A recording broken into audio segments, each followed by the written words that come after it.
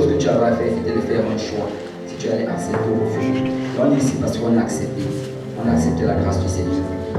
Et je rends aussi gloire à Dieu et je remercie le Seigneur pour tous les hommes de Dieu qu'il a établis sur nous. Et je rends gloire à Dieu pour le pasteur parce que ce sont vraiment des hommes de sacrifice. Et on apprend beaucoup rien qu'à leur regardant.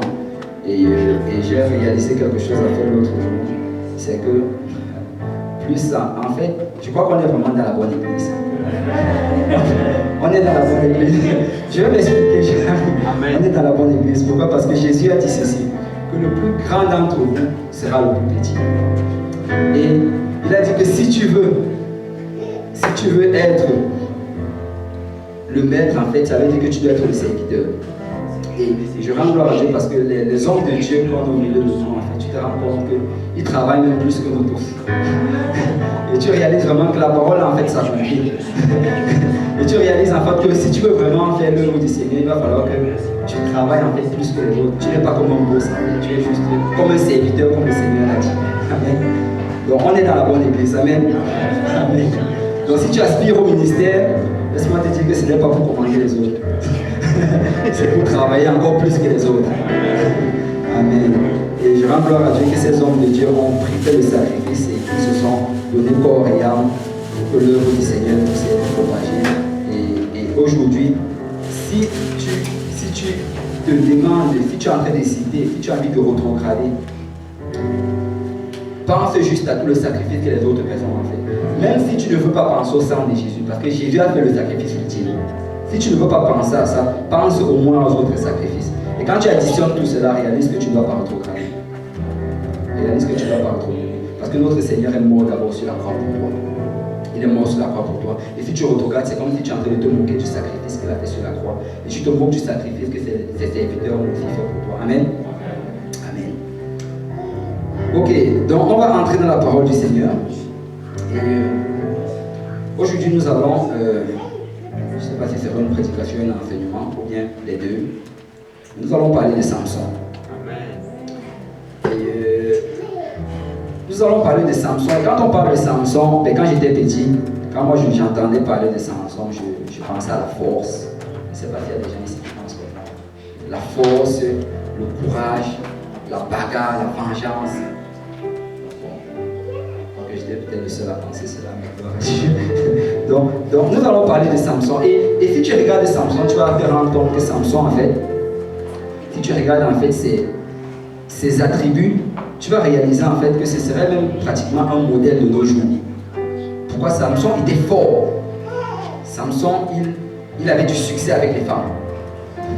Ça, c'est le modèle que la société veut nous montrer aujourd'hui. Et on dit que Samson aussi, il était très populaire. Parce que quand il tuait les 1000 personnes, là, ça ne passait pas inaperçu, les gens le savaient. Et la plupart d'entre vous, peut-être ici, ont entendu parler de Samson qui était petit. Ils ont peut-être désiré être comme Samson. Et je ne sais pas si quelqu'un ici là était intimidé qu'il était petit. Ok, au moins 3. Donc je suppose que les autres, c'était plutôt vous qui intimidiez les gens à l'école. Et si tu étais petit et tu étais intimidé, tu aurais voulu être comme Samson. Tu aurais voulu avoir cette force-là. Ça peut-être tu allais régler le cas de 2 ou 3 personnes. Amen. Et le livre de Samson, Samson dont on raconte son histoire dans le livre de Juges. Et si on parlait dans Juges chapitre 14, verset 4, le verset qu'on va lire en introduction. Et il faut d'abord savoir que le livre de Juges, en fait, ça raconte l'histoire du peuple d'Israël après leur sortie d'Égypte. Et dans ce livre, en fait, on peut tirer beaucoup de leçons qui peuvent nous aider aujourd'hui. Parce que certaines personnes ne veulent pas lire l'Ancien Testament parce qu'ils disent que c'est pour l'Ancien temps. Mais laissez-moi vous dire en fait que Israël, ce qu'Israël a expérimenté physiquement dans l'Ancien Testament, nous on l'expérimente spirituellement aujourd'hui. Et aussi, les batailles physiques qu'Israël a eues, nous on a ces batailles spirituelles. Et aussi, les lois en fait de l'Éternel, la Bible dit que c'était écrit sur des tables de pierre. Nous, on a les lois de l'Éternel écrites dans nos cœurs. C'est ça que la Bible dit. Amen. Et en même temps aussi, Israël devait offrir du sang de sacrifice. Et nous, aujourd'hui, Jésus-Christ a offert son sang pour nous. Amen. Et nous, tout ce qu'on doit faire, c'est lui donner des sacrifices de louange. Amen. Alors, si on peut une fois de plus, d'abord, louer encore le Seigneur avant de commencer. Parce que si on est ici, là, c'est pour louer le Seigneur.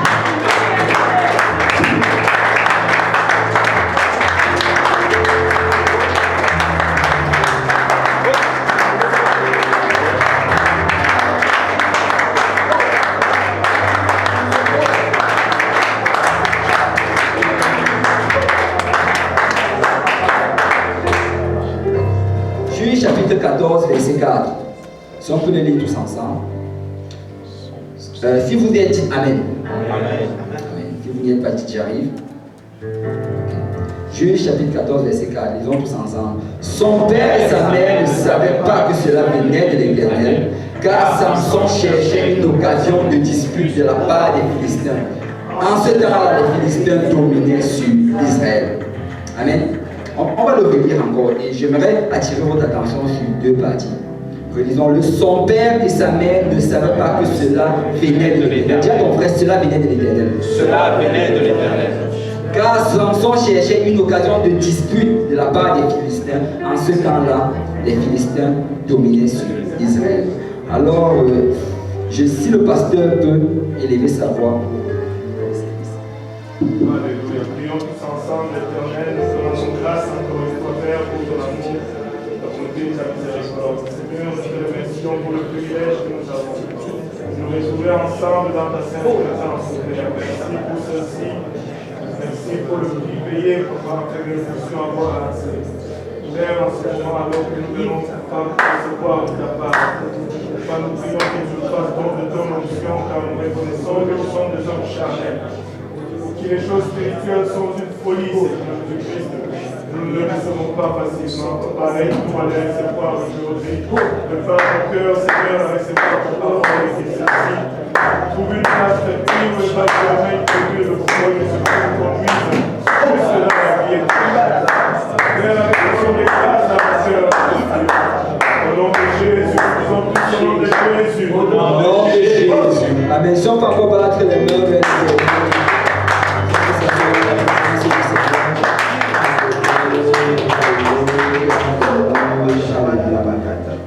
Alléluia. Mon frère, mais avant de commencer, j'aimerais te rappeler que si tu es ici aujourd'hui, c'est que le Seigneur a un message pour toi. Amen. Ne compte pas sur moi, mais compte sur le Seigneur. Amen.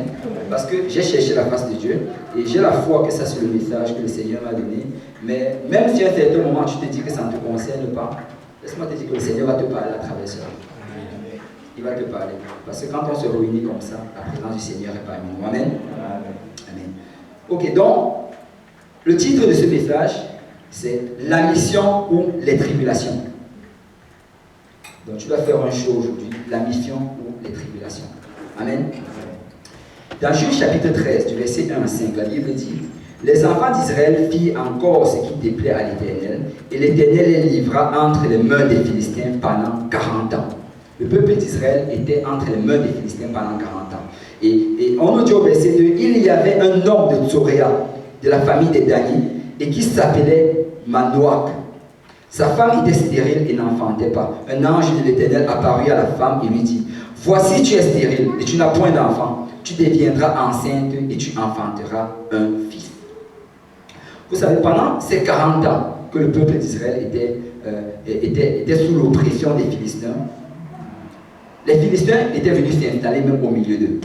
C'est-à-dire, ils étaient mélangés avec ce peuple-là, dans la terre que le Seigneur leur avait promis. Et la Bible nous dit ici là, que ça arrivait pourquoi? Parce qu'ils ont fait ce qui déplaît à l'Éternel.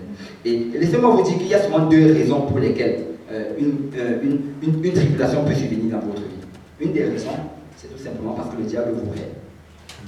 C'est aussi simple que ça, on n'a pas besoin d'expliquer plus là-dessus. Le diable te hait, il va faire tout et tout pour que tu n'ailles pas au fiel. Et s'il se dit qu'une tribulation va te convaincre d'abandonner le Seigneur, il va le faire. Amen. La deuxième raison aussi, c'est quand tu ne veux pas bien servir le Seigneur. En fait, il y a trois raisons. La première, c'est que en fait que le diable te hait. Et ça, c'est la première raison. Non, deux raisons. Il y a deux raisons. La première, c'est que le diable te hait. Et la deuxième, c'est que peut-être tu as fait quelque chose qui déplaît à l'Éternel. Le Seigneur t'a livré à tes penchants et tu t'es retrouvé dans une situation à cause de ce que tu avais semé. Donc, on nous dit ici que l'Éternel donc a envoyé son ange et l'ange a parlé à cette femme-là qui était stérile. Et si vous regardez à travers la Bible, vous allez vous rendre compte encore et encore le Seigneur a utilisé des femmes stériles.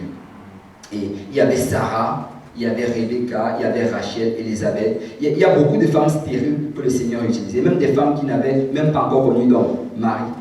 Donc le Seigneur, en fait, il utilise des personnes stériles. Le message, en fait, qu'il veut nous donner, c'est que quand il t'appelle à faire quelque chose, tu n'as pas besoin d'avoir des talents particuliers.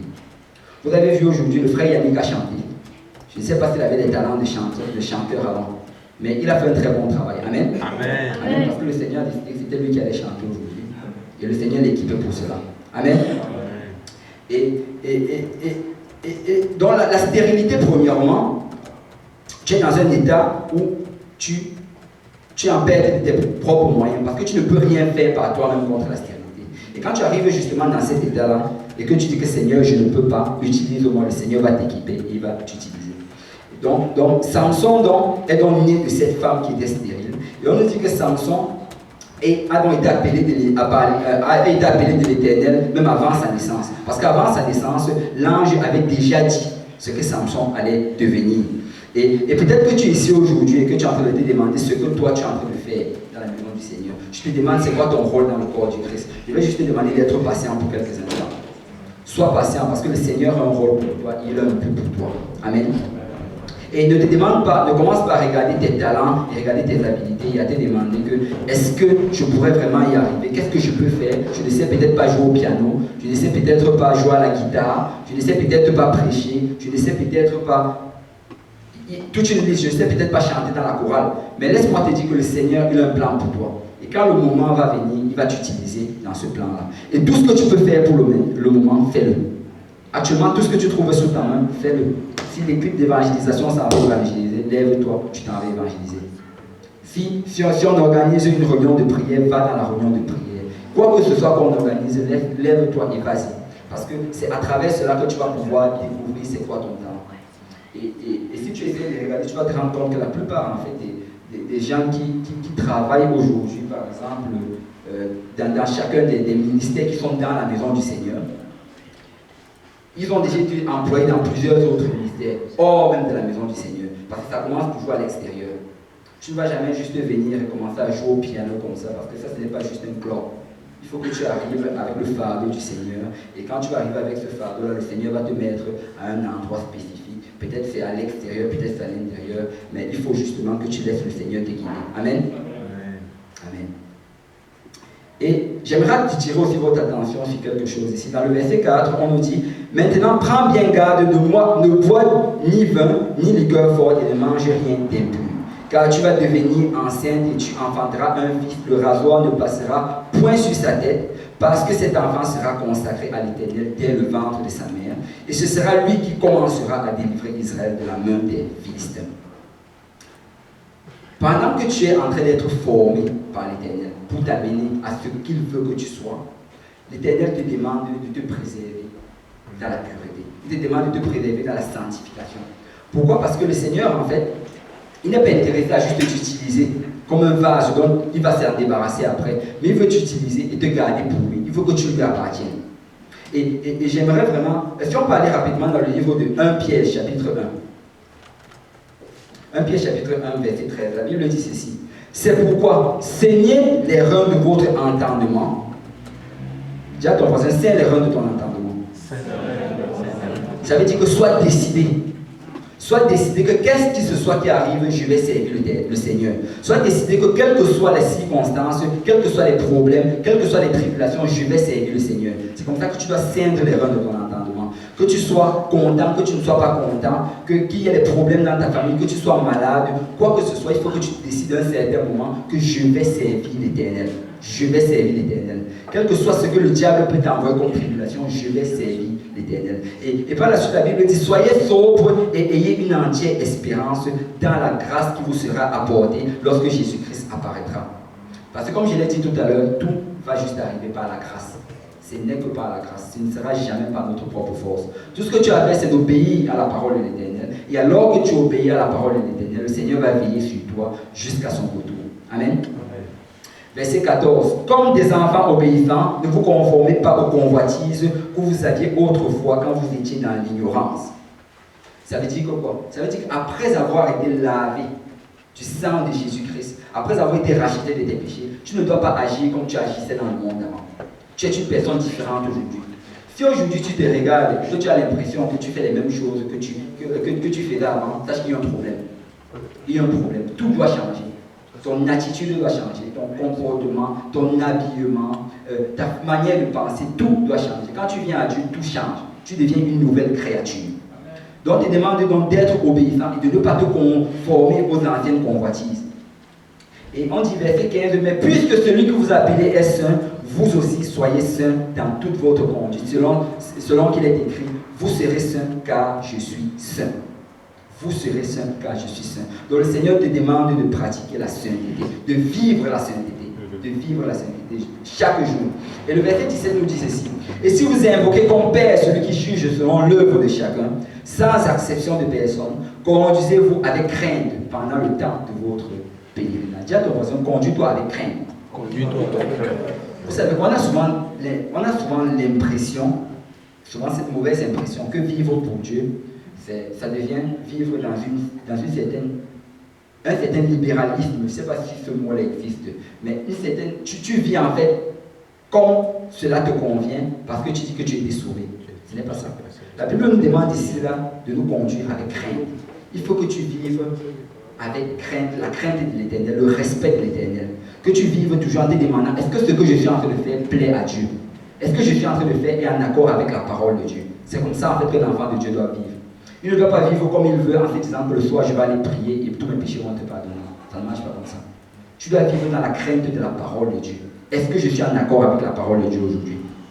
Et souvent on a tort et on pense souvent que le fait que le Seigneur va nous utiliser puissamment, ça veut dire en fait qu'on est sauvé. Parce que le Seigneur va t'utiliser dans l'évangélisation ou bien dans certain ministère, tu vas te dire qu'en fait tu as l'approbation aux yeux de Dieu. Mais la Bible dit ceci, que dans les derniers temps, ils diront, n'avons-nous pas chassé les démons en ton nom? N'avons-nous pas fait des miracles en ton nom? N'avons-nous pas fait toutes ces choses en ton nom, prophétisé en ton nom? Mais qu'est-ce que Jésus leur dit? Je ne vous connais pas, vous qui commettez l'iniquité. Donc ces personnes-là étaient utilisées puissamment dans l'œuvre du Seigneur. Ils avaient des dons, les miracles, ils avaient des guérisons, la prophétie. Mais malgré cela, ils n'avaient pas une relation avec le Seigneur. Malgré cela, ils vivaient dans l'iniquité. Donc le fait que le Seigneur t'utilise dans quelque ministère que ce soit, ce n'est pas une approbation pour dire que tu es en train de vivre pour Dieu. Ce n'est pas une approbation pour dire que tu es en train de bien faire. Parce que la seule chose en fait qui te dit si tu es en train de bien faire, c'est la parole de Dieu. C'est la parole de Dieu. Il faut que tu t'assures que tes actes soient en accord avec la parole de Dieu. Si ce n'est pas en accord avec la parole de Dieu, ce n'est pas correct. Je ne dis pas que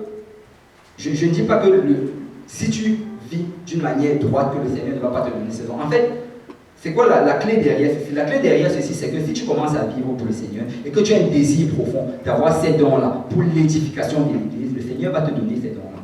Il va te les donner.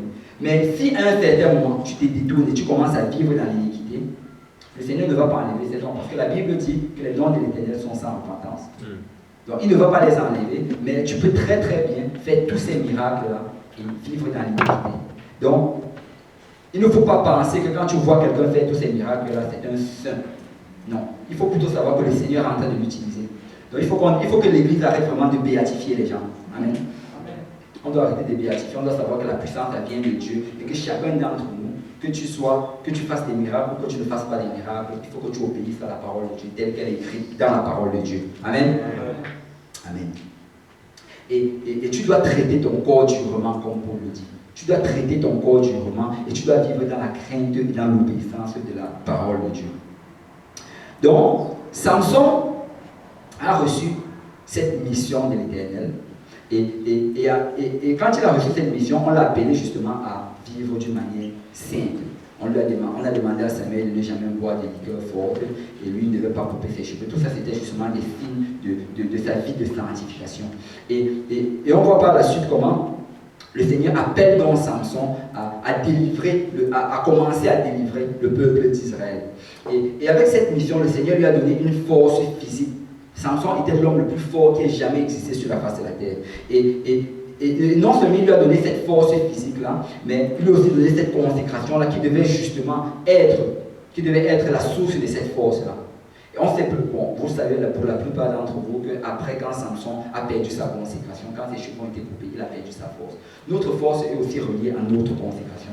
Mais ça, ce n'est pas vraiment ça le but de cette étude. Mais ce que je voulais plus attirer votre attention, c'est que la mission de Samson, comme on l'a dit tout à l'heure, c'est qu'il devait commencer à délivrer le peuple d'Israël. Et j'aimerais aussi attirer votre attention sur quelque chose. Nous aussi, nous avons reçu une mission. Dis à ton voisin, tu as reçu une mission.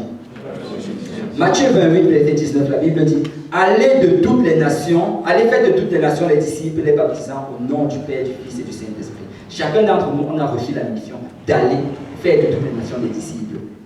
Marc 16, verset 15 à 16 dit: allez par tout le monde et prêchez la bonne nouvelle à toute la création. Celui qui croira et qui sera baptisé sera sauvé, mais celui qui ne croira pas sera condamné. Donc, laisse-moi te dire que la mission que tu as sur cette terre-ci, c'est d'aller évangéliser, c'est d'aller témoigner.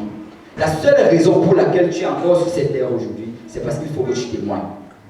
S'il n'y avait pas cette raison-là, c'est que le Seigneur t'aurait déjà enlevé. Tu n'as pas été laissé sur cette terre-ci afin que tu puisses te bâtir une carrière. Ce n'est pas ça la raison pour laquelle tu es ici. Tu n'as pas été laissé sur cette terre-ci afin que tu puisses te marier et avoir des enfants. Tu n'as pas été laissé sur cette terre-ci pour avoir des diplômes. Et tu n'as pas été laissé sur cette terre-ci pour peut-être nourrir ta famille à travers le monde. Ce n'est pas ça la raison pourquoi tu es ici. Tu n'es même pas venu ici au Canada pour te faire beaucoup d'argent après pour rentrer dans ton pays. Donc oublie tout cela. La raison pour laquelle tu es ici aujourd'hui, c'est parce que le Seigneur veut t'utiliser pour gagner d'autres âmes. Il veut t'utiliser pour gagner d'autres âmes. Je ne dis pas que toutes les choses que j'ai citées sont mauvaises. Elles sont bonnes. Elles sont bonnes. Mais ce n'est pas ça ton but. Ce n'est pas ça ton objectif. Ton objectif, c'est d'évangéliser, d'amener d'autres âmes à Dieu. Et pendant que tu es en train de t'occuper de cette mission, pendant que tu es en train de t'occuper de ce que le Seigneur t'a demandé, lui, il va s'occuper de tes affaires. Il va s'occuper de tes affaires. Et c'est pour moi vous dire que le Seigneur va s'occuper de vos affaires. Il va s'occuper de nos affaires. La Bible dit ceci: cherchez premièrement le royaume et la justice de Dieu, et toutes ces choses vous seront menées par-dessus. Alors que tu évangélises, le Seigneur va travailler pour toi pour que tu trouves un bon travail. Alors que tu évangélises, le Seigneur va travailler pour toi pour que tu trouves une bonne femme et des enfants. Le Seigneur va travailler dans chacune de tes situations alors que tu es en train de faire l'œuvre qu'il t'a appelé à faire. Amen. Amen. Donc, occupe-toi des affaires de Dieu. Dis à ton voisin, occupe-toi des affaires de Dieu. Bon, je sais que je suis au milieu de personnes qui étudient minutieusement la parole de Dieu. J'espère que le rire là c'était pour confirmer cela. Si je demande certaines questions ici, si je demande par exemple si quelqu'un connaît certaines erreurs que Samson a faites durant son parcours, je sais que certains vont citer sûrement qu'il a couché avec une prostituée. Il y a d'autres qui vont citer qu'il épouse une femme qui n'était pas d'Israël. Et on voit d'autres aussi vont dire que, si on fout même encore plus loin, d'autres vont nous dire que comme il était nazaréen, il a perdu en fait sa consécration quand il était allé toucher justement cet animal-là qui était mort, parce que les nazaréens ne pouvaient pas toucher des animaux morts ou bien des personnes mortes. Donc si on parle de... On va trouver beaucoup d'erreurs que Samson a fait. Il y a une erreur qu'on oublie souvent de mentionner ou bien qu'on manque souvent. Et cette erreur-là se trouve dans Juge, chapitre 13, versets 24 à 25. La Bible dit: la femme, on parle de la mère de Samson, enfanta un fils et lui donna le nom de Samson. L'enfant grandit, que tout le monde dise grandit. Grandit. Et l'Éternel le bénit. L'enfant grandit et l'Éternel le bénit. Et si tu te rappelles, Samson avait été appelé à délivrer le peuple d'Israël. Donc, qu'est-ce qu'il devait faire en fait qu'il devait grandir? C'est de se lever et d'aller faire l'œuvre pour laquelle le Seigneur l'avait envoyé. Amen. Amen. Mais là, il grandit et l'Éternel le bénit, mais il ne fait rien. Il ne fait rien. Et on nous dit au verset 25 que l'Esprit de l'Éternel commença à l'agiter à Macané Dan entre Tsoréa et Esh-Tchoal. Donc, il a grandi, l'Éternel l'a béni, mais il est resté, il ne faisait rien. Et qu'il ne faisait rien, l'Esprit de l'Éternel, l'Esprit de force, l'Esprit qui avait été mis en lui afin qu'il puisse combattre les Philistins, a commencé à l'agiter. Ça a commencé à l'agiter. Il faut que tu fasses quelque chose. Il faut que tu fasses quelque chose. Mais on voit par la suite que Samson n'a rien fait. Et au lieu de s'occuper des choses de l'Éternel, il a commencé à s'occuper même d'autres choses. Parce qu'on voit par la suite ici que Samson, il a commencé à regarder une fille des Philistins, et il a commencé à s'amouracher avec cette fille-là. Vous savez quoi? Aussi bien que Samson avait été appelé à combattre les Philistins, nous aussi aujourd'hui, nous avons aussi été appelés à faire quelque chose. Nous avons reçu l'Esprit de Dieu. Vous savez quoi, l'Esprit de Dieu qu'on a reçu, ce n'est pas pour avoir c'est pas pour avoir la chair de poule quand on chante une chanson d'adoration. Ce n'est pas ça le but de l'Esprit de Dieu que tu as en toi. L'Esprit de Dieu, ce n'est même pas pour que tu puisses sauter et danser quand on est en train de louer. Ça, ce n'est pas le but de l'Esprit de Dieu. L'Esprit de Dieu qui était en toi, c'est un esprit d'évangélisation. C'est un esprit de puissance. Et c'est un esprit vraiment qui t'amène à faire quelque chose pour le Seigneur. Regarde, dans 2 Timothée chapitre 1, verset 7, Paul dit ceci. Car ce n'est pas un esprit de timidité que Dieu nous a donné, mais un esprit de force. C'est un esprit de force, un esprit d'amour et un esprit de sagesse. Nous avons reçu un esprit de force. Et cet esprit-là, ce n'est pas juste pour qu'on se sente bien dans la maison du Seigneur. Et si tu commences à rester trop dans le confort, à ne pas mettre cet esprit-là en action, cet esprit va commencer à s'agiter en toi. Ça va commencer à s'agiter en toi. Parce que c'est un esprit missionnaire. C'est un esprit qui te demande de faire quelque chose. Et peut-être que certains d'entre nous ici, souvent nous avons agi de la sorte. Vous savez, nous avons grandi dans le Seigneur. Je ne parle pas des nouveaux-nés dans le Seigneur. Quand tu es un nouveau-né dans le Seigneur, tu as plus besoin juste d'écouter la parole de Dieu, de prier et de grandir dans le Seigneur. Mais si à un certain moment tu commences à te considérer grand dans le Seigneur, alors laisse-moi te dire qu'il est temps que tu entres en guerre. Il est temps que tu ailles te battre contre les Philistins. Pourquoi? Parce que l'esprit que l'Éternel a mis en toi, c'est un esprit qui t'appelle à aller combattre. La Bible dit que Samson a grandi et l'Éternel l'a béni. Il a grandi et l'Éternel l'a béni, mais il est resté dans ce confort-là. Il n'a pas fait ce que l'Éternel appelait à faire.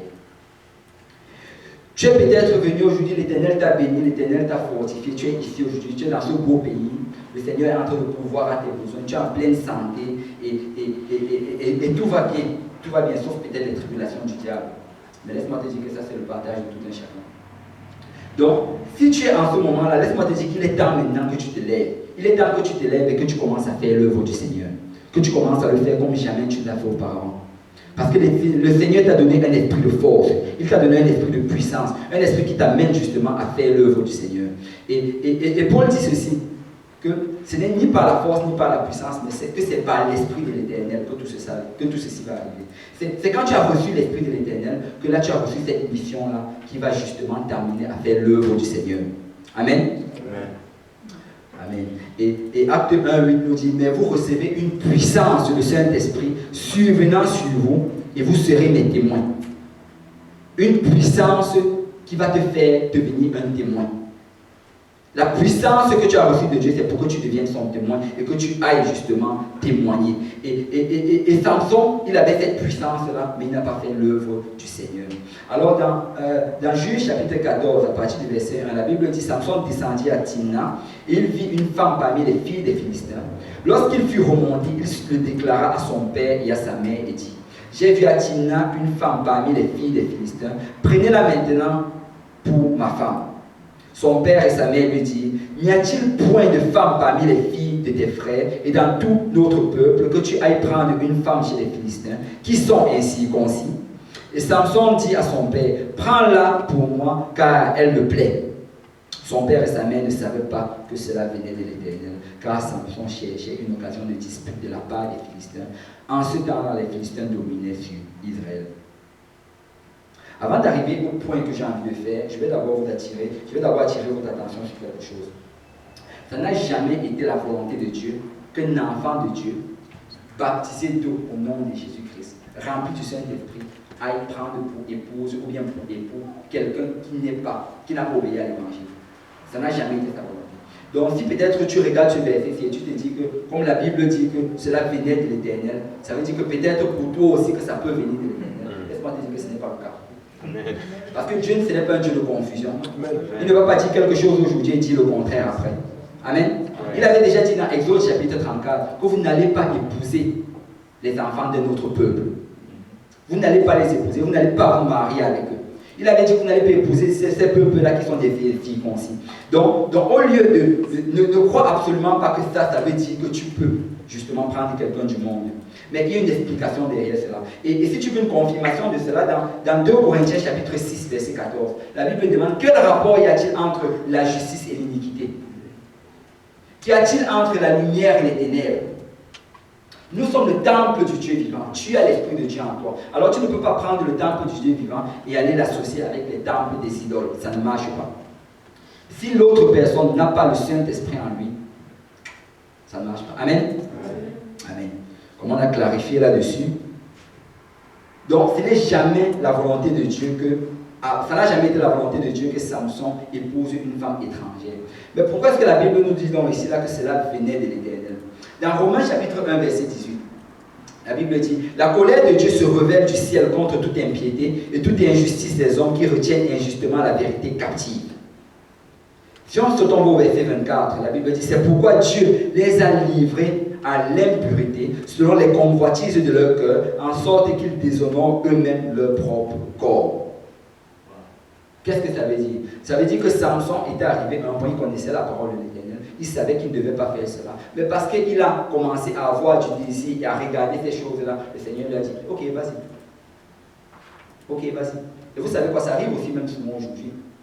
Souviens, tu viens voir le pasteur, tu dis: pasteur, le Seigneur m'a mis à cœur que je dois épouser cette personne-là. Si la personne n'a pas encore obéi à l'évangile, tu connais la parole de Dieu. Quand tu viens dire au pasteur que le Seigneur m'a mis à cœur d'épouser cette personne-là, ben, qu'est-ce que le pasteur va faire? Il ne va pas aller contre la volonté du Seigneur. Il va dire que si c'est le Seigneur qui te l'a dit. C'est ça. Donc, on se base sur la parole de Dieu. On se base sur la parole de Dieu. Parce que non seulement il y a le diable qui peut te parler, mais le Seigneur aussi, l'Esprit du Seigneur peut te laisser aussi aller dans tes mauvaises voies quand tu décides d'aller contre l'Esprit du Seigneur. Amen. Contre la parole de Dieu. Amen.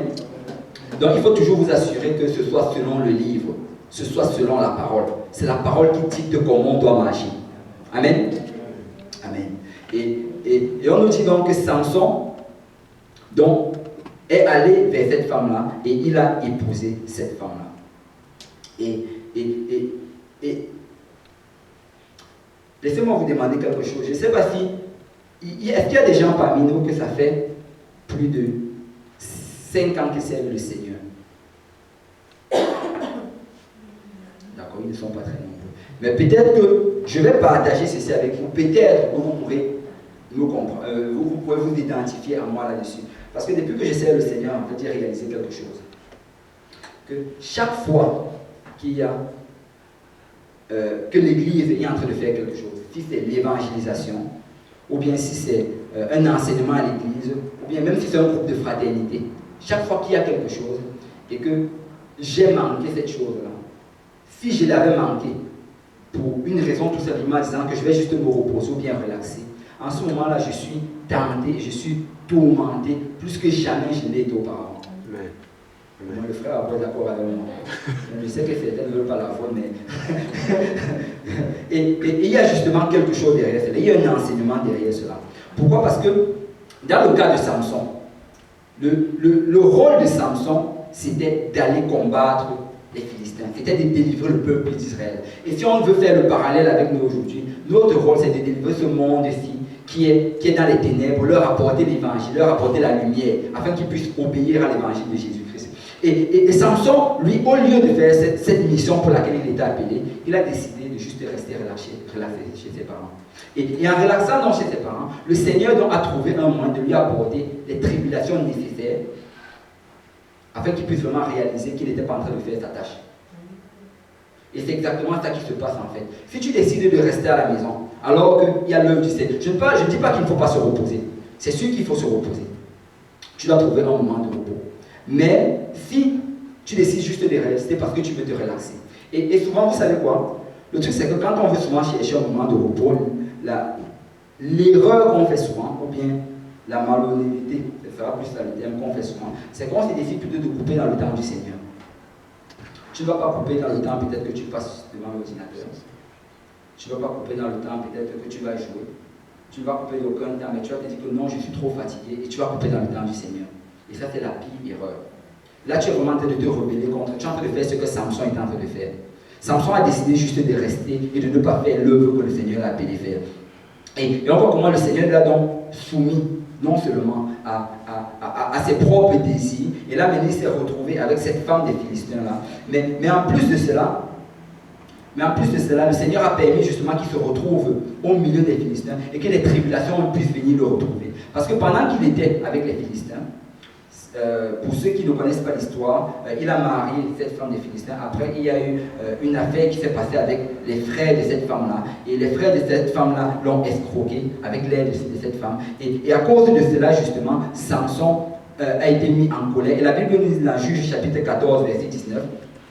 L'Esprit de l'Éternel le saisit, il descendit à Ascalon, il y tua 30 hommes, prit leurs dépouilles et donna les vêtements de rechange à ceux qui avaient expliqué l'énigme. Il était enflammé de colère et monta à la maison de son père. Donc le Seigneur, en fait, qu'est-ce que le Seigneur a fait? C'est qu'il utilisait les tribulations pour pouvoir amener la colère dans Samson.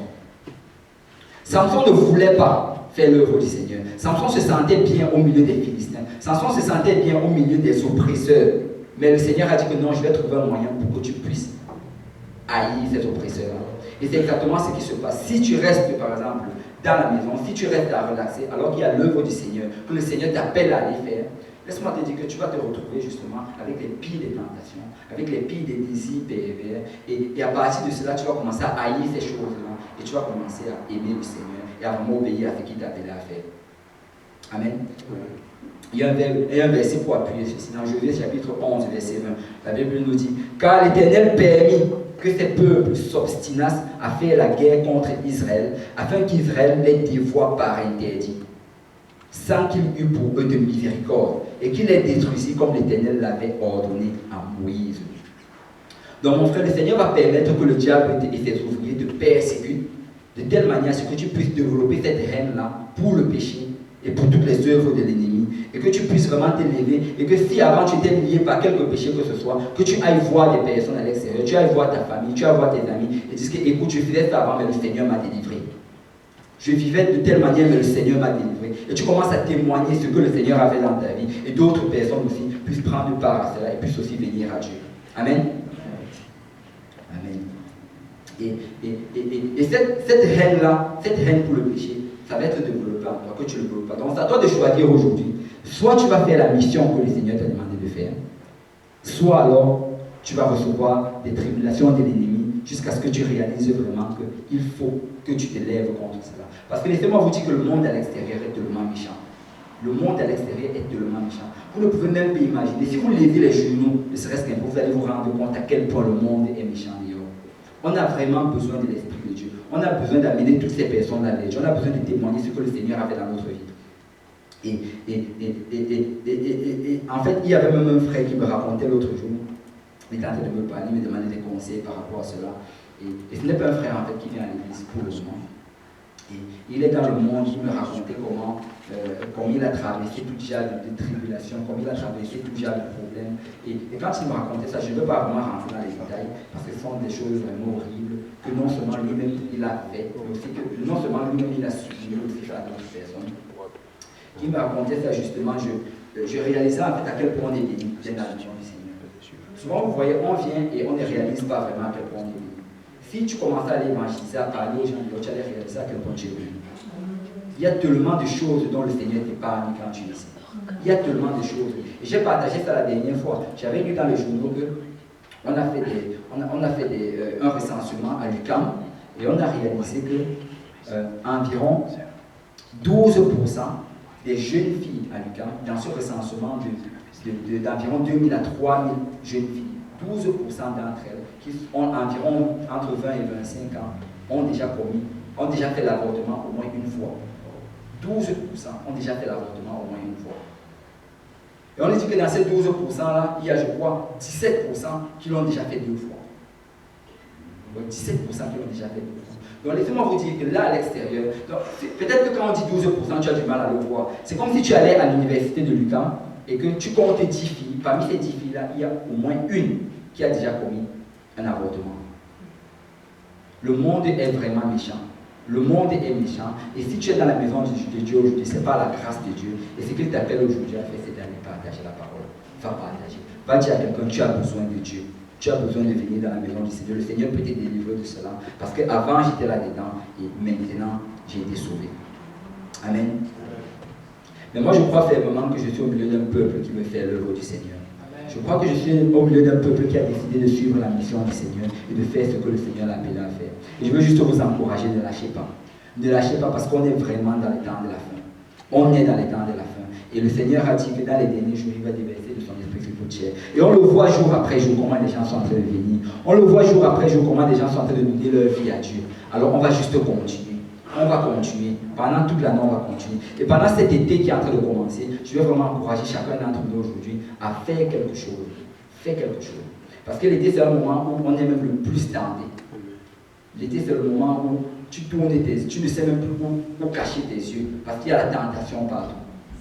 Mais laissez-moi vous dire que pour pouvoir surmonter cette tentation-là, ça va prendre que chacun d'entre nous prenne ses armes. Tu dois prendre tes armes. Tu dois aller dans le champ de la bataille. David, l'homme selon le cœur de Dieu. L'une des choses les plus horribles qu'il ait faites, c'était de commettre l'adultère avec Bathsheba et ensuite de tuer son mari. Mais si tu regardes dans la parole de Dieu, l'endroit où il a fait, c'est un endroit où le peuple d'Israël était en guerre. Le peuple d'Israël était sorti pour aller en guerre, mais David a décidé de rester à la maison pour grâce. Alors mon frère, ma soeur, je vais t'encourager vraiment, si tu as envie de survivre, si tu as envie de traverser cet été-ci, en continuant à servir le Seigneur, il faut que tu t'engages dans quelque chose. Il faut que tu te lances dans l'évangélisation, que tu commences à donner des études bibliques, que tu commences à être plus régulier dans la maison du Seigneur, que tu fasses quelque chose. Parce que si tu ne fais rien, laisse-moi te dire que le diable va trouver quelque chose pour toi. Amen. Si on peut tous s'élever dans la présence du Seigneur.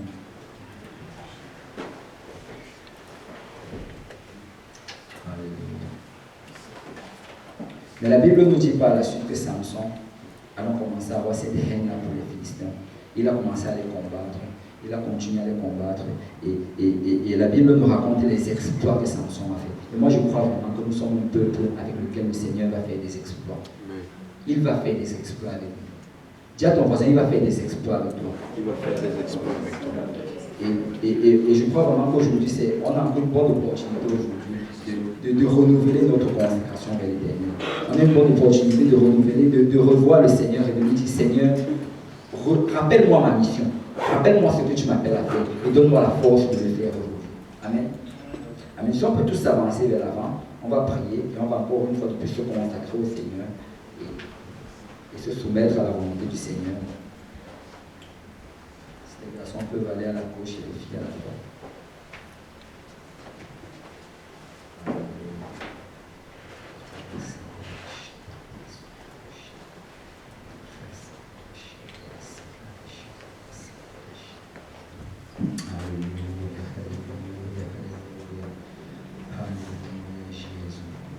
Alléluia. Et on va prier vraiment. Et premièrement, on va demander pardon au Seigneur pour nos péchés. On va demander pardon pour avoir brisé peut-être nos engagements, pour avoir manqué à notre consécration. Et ensuite, on va demander au Seigneur de nous aider à revoir, à voir ce fardeau-là, à voir cette mission-là en nous continuellement devant nos yeux et de se donner cœur ayant pour cela. Seigneur Dieu Tout-Puissant, merci encore une fois, Papa, pour ce temps, Seigneur, en ta présence, Papa. Merci, Seigneur, de nous avoir parlé, Papa, d'avoir, Seigneur, donné, Seigneur, cette exhortation, Père Céleste, afin, Papa, qu'on puisse se rappeler, Papa, de ce que tu fais pour nous, Papa, et de ce que tu nous as appelés à faire. Père Céleste, je te prie d'abord pour te demander, Seigneur, pardon, Papa, pardonne-nous, mon Dieu, mon roi. Pour toutes les choses, Seigneur, qu'on a fait qui n'étaient pas agréables, Seigneur, à tes yeux. Papa, pardonne-nous, mon Dieu, mon roi, d'avoir brisé, Seigneur, souvent nos engagements, Seigneur, souvent notre consécration, Papa. Pardonne-nous, Seigneur, d'avoir, Seigneur, enlevé, Seigneur, nos yeux, Seigneur, de temps à autre, Seigneur, de ce que tu nous as appelés à faire, Père. Pardonne-nous d'avoir oublié, Seigneur, notre mission, Papa. Pardonne-nous, mon Dieu, mon roi, d'avoir gardé nos yeux, Père Céleste, sur les choses, Seigneur, de cette terre, Père Céleste, les choses mondaines, Papa, et d'avoir, Seigneur, négligé, Seigneur, les choses spirituelles, Papa. Oh, Seigneur, pardonne-nous, Seigneur, d'avoir manqué, Seigneur, et de n'avoir pas vécu, Seigneur, selon la sainteté que tu nous appelles, Seigneur, à vie de notre Père Céleste. Seigneur, si nous venons auprès de toi, Seigneur, c'est parce que nous savons, Père Céleste, que tu es un Dieu de miséricorde, Papa, que tu es un Dieu de grâce, Seigneur, un Dieu qui pardonne, Seigneur, toutes les iniquités, humilité, Papa. Et nous venons, Seigneur, avec humilité, Papa, pour te demander pardon, Seigneur. Pardonne-nous de toutes nos choses, Seigneur. Applique encore ton sang, Seigneur, précieux sur nous aujourd'hui, Seigneur. Lave-nous, Seigneur, encore, Papa, afin, Seigneur, que nous devenons plus, Seigneur. Renouvelle en nous, Père Céleste, un esprit, Seigneur, disposé, Seigneur, à faire ta volonté, Papa. Et montre-nous, Seigneur, ta mission en ce jour, Papa. Seigneur, nous voulons, Seigneur, faire ta mission, Papa. Nous voulons, Seigneur, faire ce que tu nous as appelé à faire sur cette terre, mon Dieu, mon roi. Nous voulons, mon Dieu, mon roi, aller évangéliser, Seigneur. Aller gagner des âmes, Seigneur. Aller donner des études bibliques, Seigneur. Nous voulons, mon Dieu, mon roi, que Montréal, Seigneur, soit secoué, Seigneur, par ta puissance, Seigneur. Nous voulons amener, Seigneur, l'esprit, Seigneur, que tu as mis en nous, Seigneur. Dans les endroits, Seigneur, où tu nous envoies d'aller, Père Céleste. Nous voulons, Seigneur, te laisser, Seigneur, faire ta volonté, Seigneur, dans notre vie, Seigneur. Car, Seigneur, il y a un peuple nombreux, Seigneur, à Montréal, Papa. Il y a 4 millions de personnes, Père Céleste, que tu désires, Seigneur, qu'ils soient sauvés, Seigneur. Oh, mon Dieu, mon roi, qu'on garde, Seigneur, nos yeux, Seigneur, vers toi, Seigneur. Qu'on garde nos yeux, Seigneur, vers la moisson, Seigneur. Qu'on garde nos yeux, Seigneur, vers l'œuvre, Seigneur, que tu as envie d'accomplir, Seigneur, dans la ville de Montréal, Seigneur, et tout à travers le monde, Père Céleste. Oh, Seigneur, aide-nous, mon Dieu, mon roi. Par nous-mêmes, nous ne le pouvons pas, Seigneur. Mais c'est pour ça que tu nous as donné le Saint-Esprit, Seigneur. C'est pour ça que tu nous as remplis de ta puissance, Seigneur. Et nous voulons, Seigneur, que tu l'actives, Seigneur, aujourd'hui dans nos vies, Seigneur. Oh, Seigneur, que ça s'agite, Seigneur, en nous, mon Dieu, mon roi. Et qu'on ait un fardeau, Seigneur. Un fardeau si fort, Seigneur, qu'on ne l'a jamais eu dans le passé, Seigneur. Et quand on voit quelqu'un, Seigneur, nos amis, Seigneur, nos familles, Seigneur, nos collègues de travail, Seigneur, qu'on ait à cœur, Seigneur, de partager, Seigneur, ta parole, Papa. Qu'on ait à cœur de les inviter, Seigneur, dans ta maison, Seigneur. Qu'on ait à cœur de raconter, Seigneur, ce que tu as fait, Seigneur, dans notre vie, Père Céleste. Oh, Seigneur, touche-nous, Seigneur, aujourd'hui, Seigneur. Transforme-nous, Seigneur. Par nous-mêmes, nous ne pouvons pas, Seigneur. Mais nous savons qu'avec toi, Seigneur, toutes choses sont possibles, Seigneur. Et Seigneur, fais ta volonté, Seigneur. Que nul ne périsse, Papa. Alors, Seigneur, utilise-nous, Seigneur, afin que nul ne périsse, Père Céleste. Oh, la basaka, la bachana, la basaka, la bachanda. Oh, la basaka, la bachana, la basoko, le bochanda. Oh, la basana, la basono, le bosoko, le bochanda. Oh, la basana, la basaka, la bachana, la basana, la basono, le bochanda.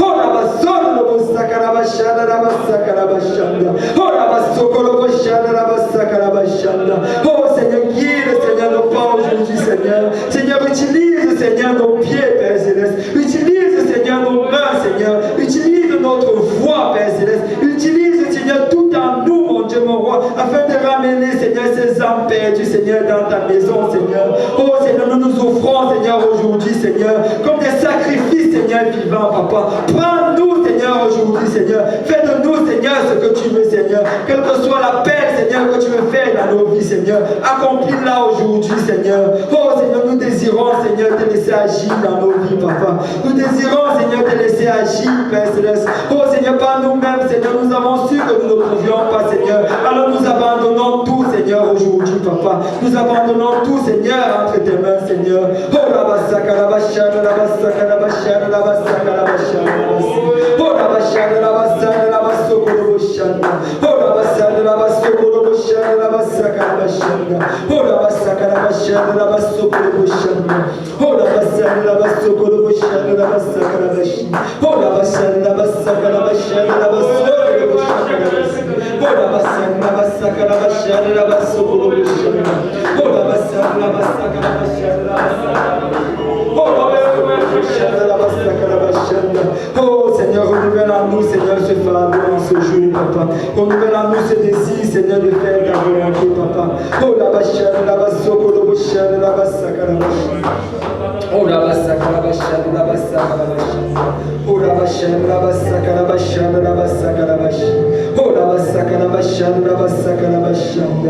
Oh la basaka, la bachane, la basaka, la bachane. Si on peut encore continuer à prier, si on peut encore louer le Seigneur, si quelqu'un peut encore prier pour son frère et pour sa soeur, si quelqu'un peut poser les mains sur son frère, demander que le Seigneur le fortifie, que le Seigneur lui donne la vision, que le Seigneur lui donne le fardeau. Oh la basaka, la bachane, la basoko, la basaka, la bachane. Oh la basaka, la bachane. Si quelqu'un n'a pas encore reçu le Saint-Esprit, si on peut prier pour lui, pour que la personne reçoive le Saint-Esprit. Oh la basaka, la bachane, la basoko, la bachane. Oh la basaka, la basaka, la bachane, la basaka.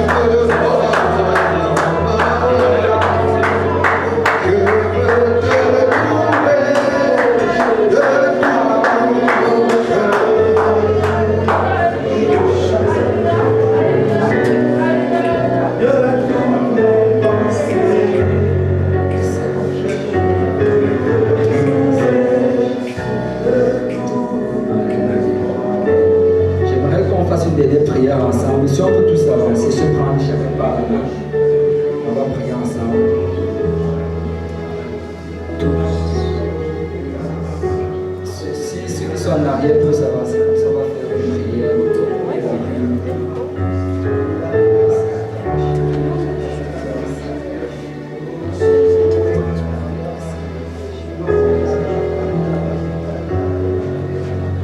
J'aimerais que tu pries pour ton frère, comme si tu aurais souhaité qu'on prie pour toi. Que tu pries pour que ton frère persévère dans la voie du Seigneur. Que tu pries pour que ton frère ressente le fardeau du Seigneur. Que tu pries pour que ton frère soit actif dans l'œuvre du Seigneur.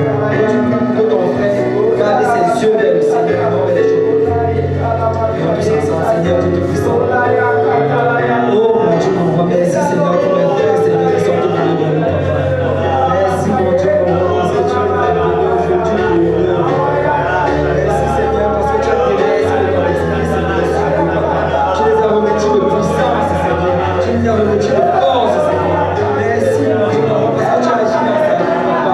Seigneur, tu l'as béni, mon Dieu, mon roi. Il est en train de grandir, Seigneur, dans les voies du Seigneur, papa. Seigneur, je te prie, Seigneur, qu'aujourd'hui, papa, que tu déverses de ton fardeau, Seigneur, sur nous, papa. Oh, Seigneur, qu'il ressemble, Seigneur, ce fardeau, Seigneur, qu'il ressemble, papa. Ressemble ce besoin, mon Dieu, mon roi, d'amener quelqu'un, Seigneur, dans ta maison, papa. Ressemble ce désir, Seigneur, de témoigner, papa. Seigneur, tu, Seigneur, les merveilles que tu as fait dans ta vie, Seigneur. Réalise que ces âmes sont perdues, Seigneur. Ils ont besoin, Seigneur, de venir, Seigneur, à toi, papa. Réalise, Seigneur, que ces gens ont besoin d'une rupture de vie, Seigneur. Ces gens ont besoin, Père Céleste, de donner, Seigneur, la vie à Dieu, papa. Réalise, Seigneur, que le monde, Seigneur, sera bientôt détruit, Père Céleste. Et qu'il réalise que l'enlèvement, Seigneur, c'est pour bientôt, papa. Réalise, Seigneur, que tu as béni, Seigneur, pour l'heure de la nuit, papa. Réalise que nous sommes dans les derniers temps, papa. Réalise, Seigneur, qu'ils sont des milliers, papa, qui ont besoin d'apostolats, papa.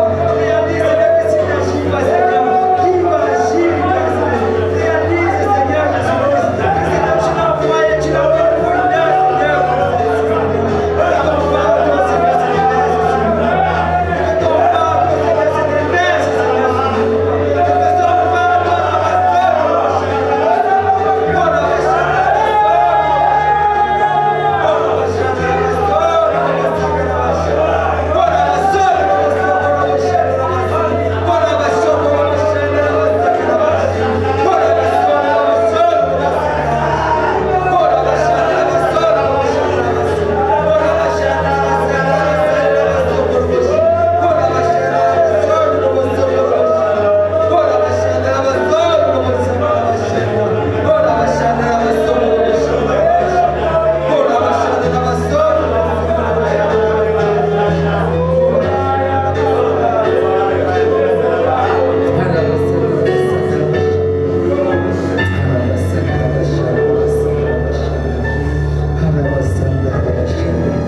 si on peut dire au nom de Jésus, si on peut battre les mains pour le Seigneur.